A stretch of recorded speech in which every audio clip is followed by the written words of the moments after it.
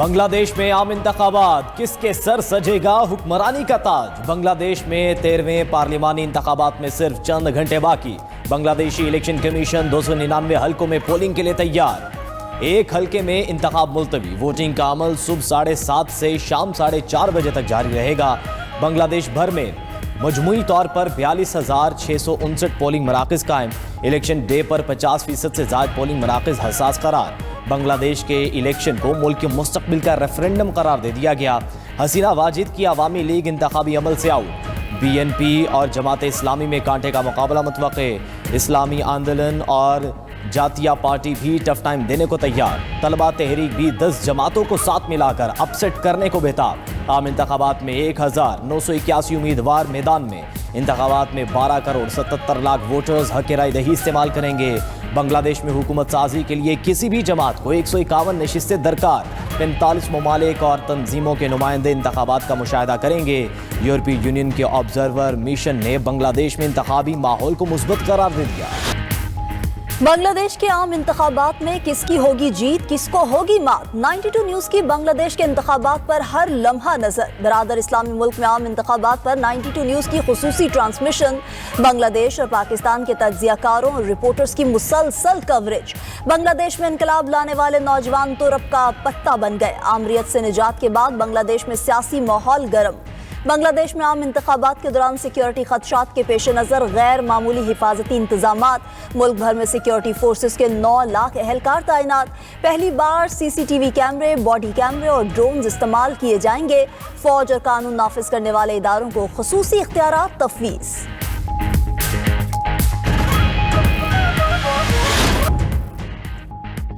सदर मुमलिकत आसिफ अली जरदारी की ईरान के कौमी दिन की तकरीब में शिरकत। खिताब में कहा, पाक ईरान तारीख और सकाफत मुश्तरका है। आज हम ऐसे दोहराए पर हैं जहां हमें दहशत गर्दी का सामना है। मजीद बोले, तारीख गवाह है, जंग कभी भी किसी मसले का हल नहीं।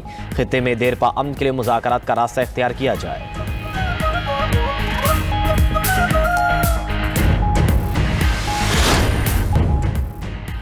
वज़ीर आज़म की इस्लामाबाद खुदकुश धमाके से मुतासरा मस्जिद आमद। शहदा के वर्सा और मुतासरीन से मुलाकात की। शहबाज शरीफ शहीद ओन अब्बास के घर भी गए। अहले खाना से ताज़ियत। फातिहा ख्वानी की। ओन अब्बास के वर्सा के लिए 1 करोड़। दीगर शहदा के लिए फीकस 50 लाख रुपए का ऐलान। शदीद जख्मियों को 30 लाख और मामूली जख्मियों को 10-10 लाख रुपए दिए जाएंगे।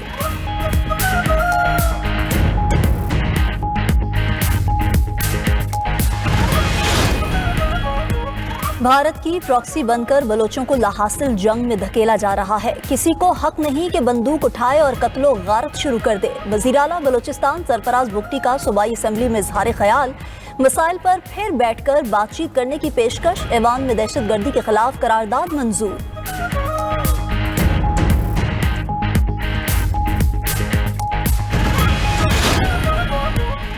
पाकिस्तान में तमाम स्पॉन्सर्ड दहशतगर्दी के पीछे भारत का हाथ है। फितनल खवारिज और फितनल हिंदुस्तान के खात्मे के लिए पूरी कौम को मुत्तहिद होना पड़ेगा। सिक्योरिटी अहदेदार की मीडिया नुमाइंदगान से मुलाकात में गुफ्तगू। दहशतगर्दी के खिलाफ जंग में कामयाबी नेशनल एक्शन प्लान पर मुकम्मल अमल दरामद से मशरूत करार।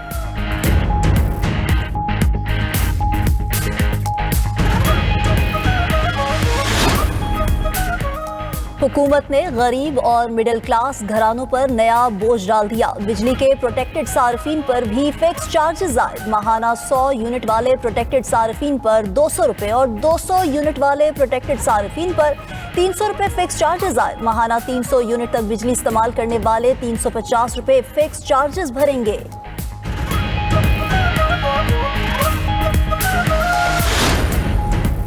खैबर पख्तूनख्वा काबीना ने रमजान पैकेज की मंजूरी दे दी। मुशीर खजाना मुजम्मिल असलम के मुताबिक रवां साल 10,63,000 कम आमदनी वाले अफराद को रमजान पैकेज दिया जाएगा।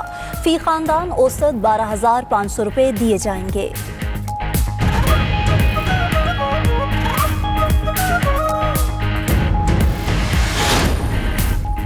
बांग्लादेश में पार्लिमानी इंतखाबात के लिए वोटिंग कल होगी। 299 हलकों में इंतखाबात का सामान पोलिंग स्टेशन पर पहुंचा दिया गया। सिक्योरिटी के सख्त इंतजामात। फौज समेत तमाम सिक्योरिटी इदारे अलर्ट।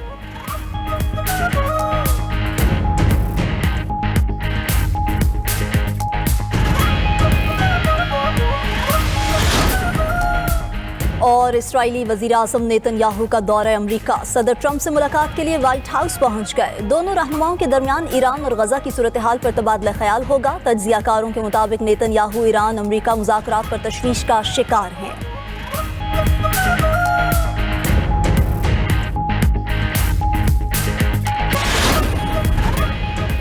वज़ीर आज़म ने नेप्रा के सोलर से मुतालिक नए रेगुलेशंस के इजरा का नोटिस ले लिया। शहबाज शरीफ की ज़ेरे सदारत नेप्रा के नए रेगुलेशंस के इजरा पर आला सतह का खुसूसी इजलास। वज़ीर आज़म ने पावर डिवीजन को सोलर सारिफीन के कॉन्ट्रैक्ट के तहफ़्फ़ुज़ से मुतालिक नज़रसानी अपील दायर करने की हिदायत कर दी।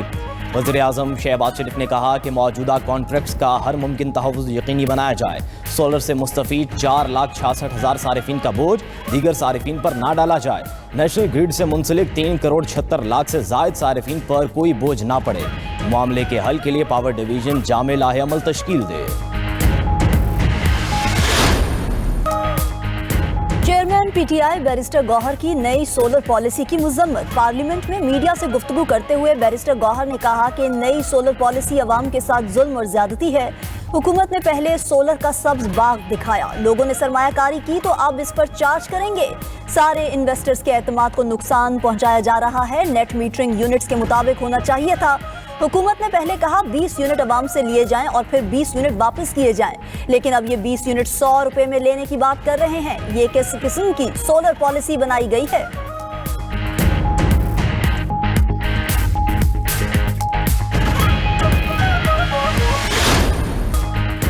वज़ीर दिफा ने अपोजिशन लीडर के बयान को गैर जिम्मेदाराना करार दे दिया। कौमी असम्बली में इज़हार ख्याल करते हुए ख्वाजा आसिफ ने कहा कि महमूद खान चकजई नज़रियात रखें लेकिन इदारों पर अटैक ना करें। पाक फ़ौज किसी सूबे या ज़िले की फ़ौज नहीं, पूरे मुल्क की फ़ौज है। हमारी फ़ौज ने 5 साल में 3,141 शहादतें दी हैं।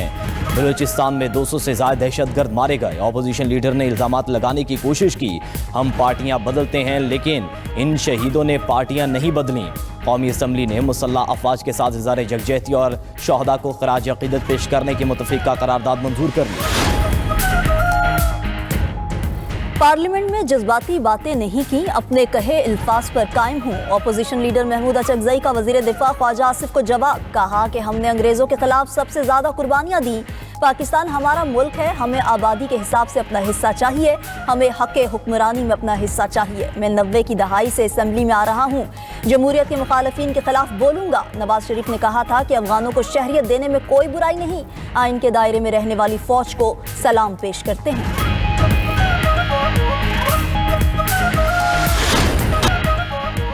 पाक भारत जंग में 10 तैयारे गिराए गए। अमरीकी सदर ट्रंप का फिर पाक भारत जंग रुकवाने का तस्करा। कहा पाक भारत मुमकिना जौहरी जंग को टैरिफ के जरिए खत्म किया। वज़ीर आज़म शहबाज शरीफ ने कहा कि सदर ट्रंप ने 1 करोड़ लोगों की जान बचाई। ईरान जौहरी और मिसाइल प्रोग्राम पर मुआहिदा करना चाहता है और पहले से ज्यादा संजीदा है। अगर ईरान मुआहिदा नहीं करेगा तो बहुत बेवकूफ होगा। ट्रंप का मशरिक़ वुस्ता में दूसरा तैयारा बरदार बहरी जहाज तैनात करने का इंदिया।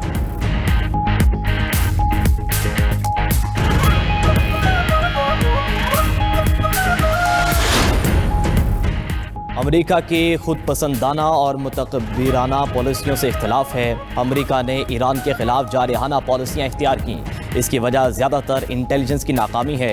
ईरानी वज़ीर ख़ारजा अब्बास इराक़ची ने कहा हमें अमेरिकी अवाम से कोई मसला नहीं। दूसरी जानिब तुर्की का भी जौहरी हथियारों की दौड़ में शामिल होने का इंदिया। तुर्क वज़ीर ख़ारजा हकान फिदान ने कहा ईरान ने जौहरी हथियार हासिल किए तो खिते में ताकत का तवाज़ुन बिगड़ जाएगा।